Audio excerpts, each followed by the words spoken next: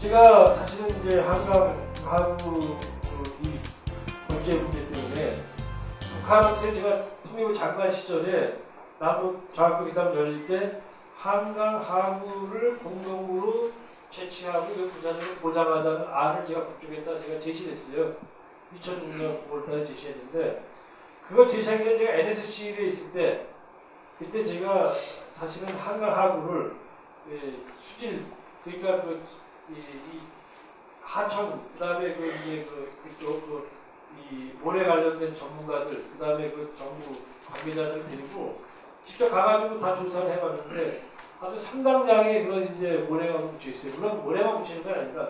모래와 뻘이 계속 교차되기 때문에 그걸 파내고 이러는데 그거 여기서 이제 얻을 수 있는 이익이 엄청나다는 거죠. 물론 이제 이런 걸 하려면은 사실은 뭐 아시는 것처럼 환경적으로 이게 어떤 영향을 주는지도 다 이제 판단을 해봐야 되기 때문에 그냥 될 수 있는 건 아닙니다만은 한강하구에서 엄청난 경제적 이익을 남길 수 있다. 그런데 이거는 경제적 이익만 얘기한 것이 아니라 한강하구를 공동 개발한다는 얘기는 뭐냐면 그 예민한 비무장지대가 이제는 총질하는 총뿌리를 겨누는 지역이 아니라 거기서 서로 돈을 공동의 이익을 위해서 돈을 착취하는 지역이 된다는 뜻을 의미하기 때문에 사실 저희가 환경을 해칠 위험성에도 불구하고 한강하구의 모래를 파자고 얘기했던 거 아니겠습니까? 이거? 네, 그랬던 거였죠.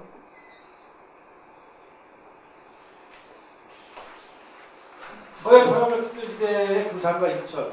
제가 이제 말씀을 드렸습니다. 저는 경제학자가 아니기 때문에 포괄적 의미의 국가전략적 차원에서 과연 어떤 의미가 아니다라는 것을 말씀을 드린 건데요. 지금 개성공단 있지 않습니까?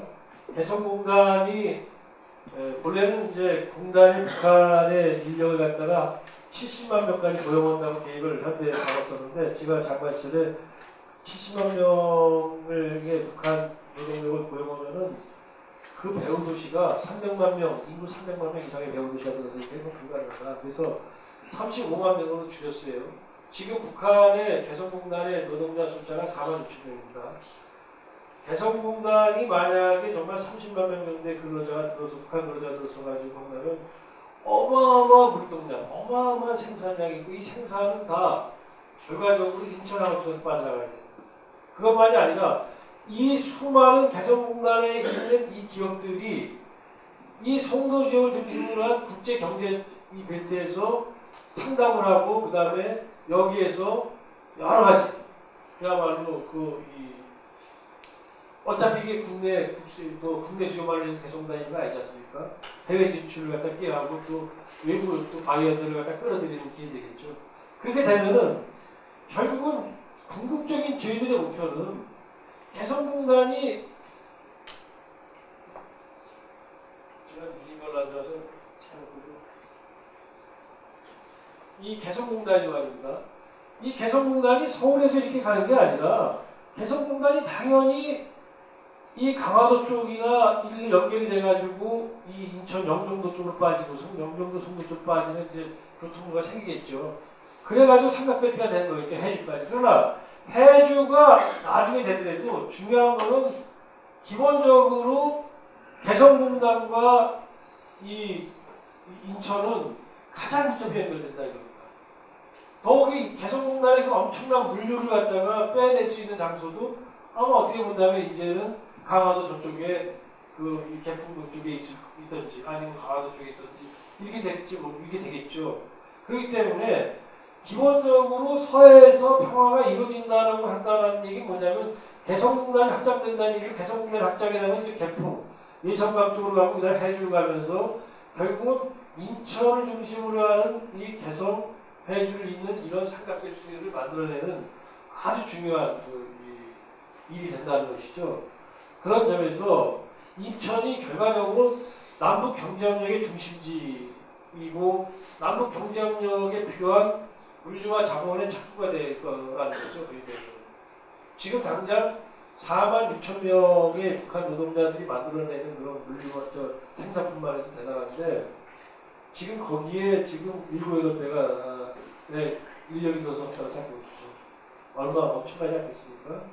이런 거를 받아들였을 때, 이런 것들을 세계 경제와 연결을 시켰을 때, 저 같은 경제학자가 아닌 사람이 봐도 이 속도 이 경제구역이 살아날 수 있는 거 인천이 살 수 있는 것이죠.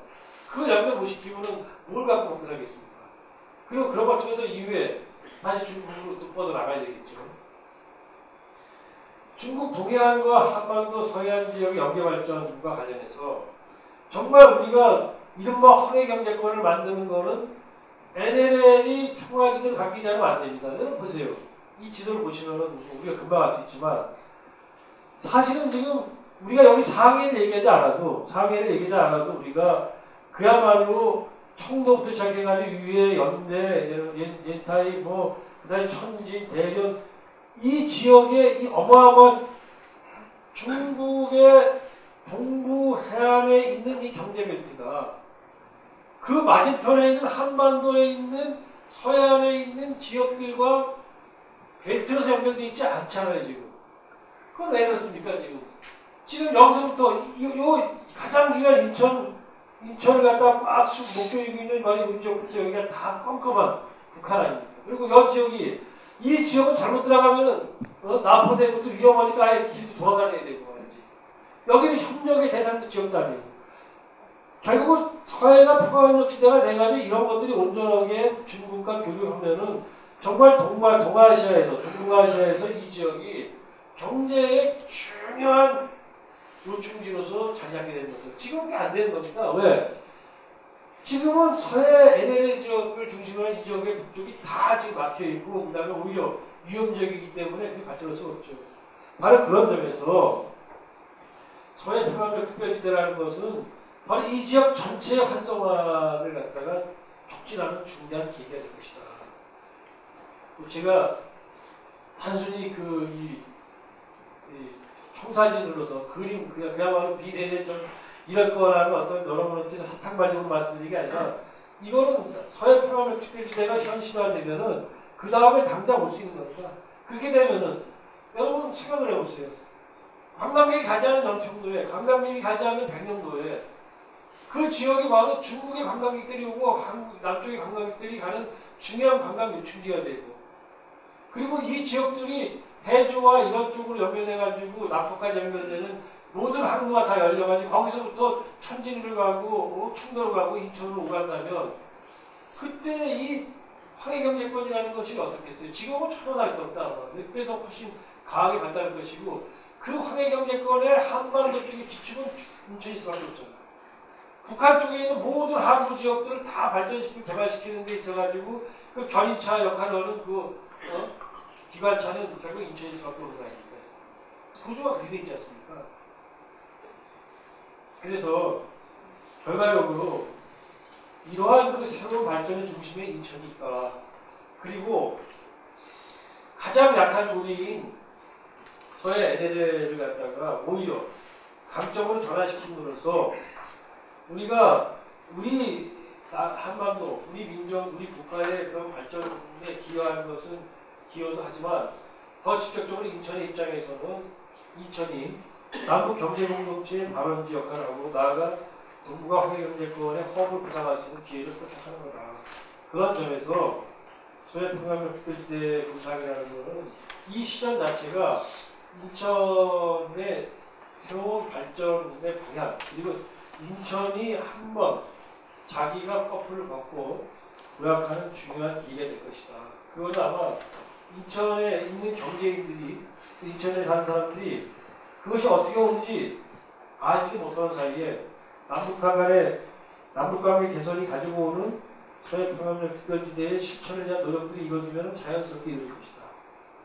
그것이 우리가 지금 와 있지 않기 때문에 지금 올려가다가 지금 중단되어 있기 때문에 그게 언제 올 것인가 이렇게 생각을 하고 강남 같은 제비가 돌아오는 것보다 훨씬 어렵다고 생각하지만 그건 우리가 남북관계 개선하고 대한 노력을 하면은 강남 같은 제비가 오는 거나 마찬가지로 그건 자연의 법칙처럼 올 것이다 이렇게 보고 있습니다.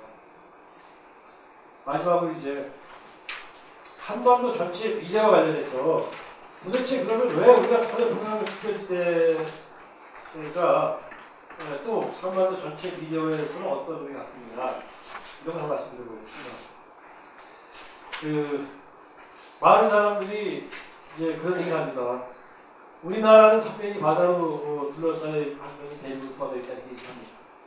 그 맞는 얘기죠.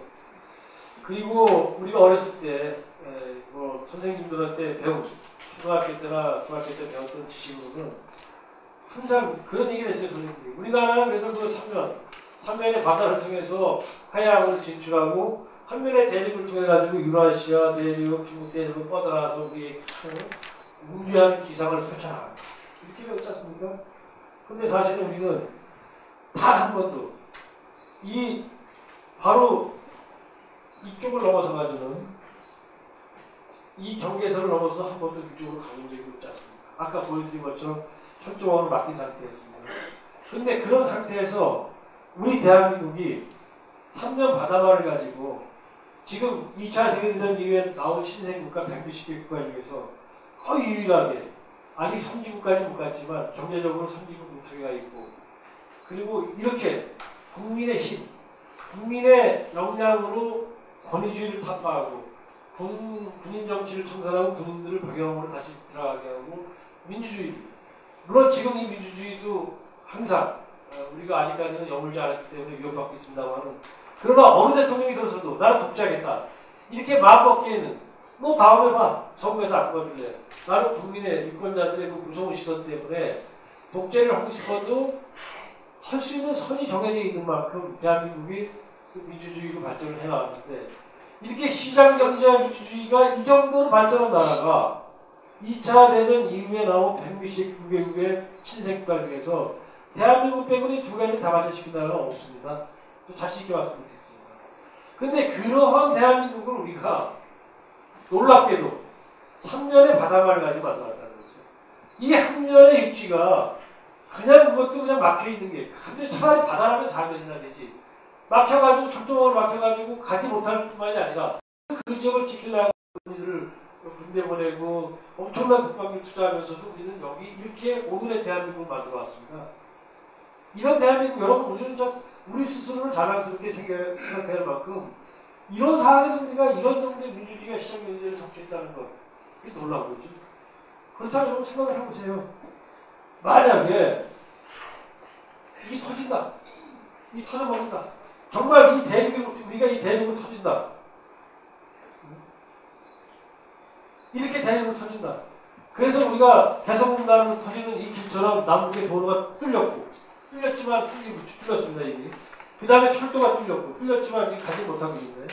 그 다음에 이래서 저렇게 유라시아 대륙으로 중국 대륙으로 뻗어나간다면 발로, 한 번도 가보지 못한 발을 갖고 그거는 우리의 물류가 이동하고 우리의 사람이 이동해 간다면 여러분 그때 우리 대한민국은 어떤 대한민국이겠습니까? 여러분 우리는 이거 없이도 오늘 대한민국을 이루어왔어요.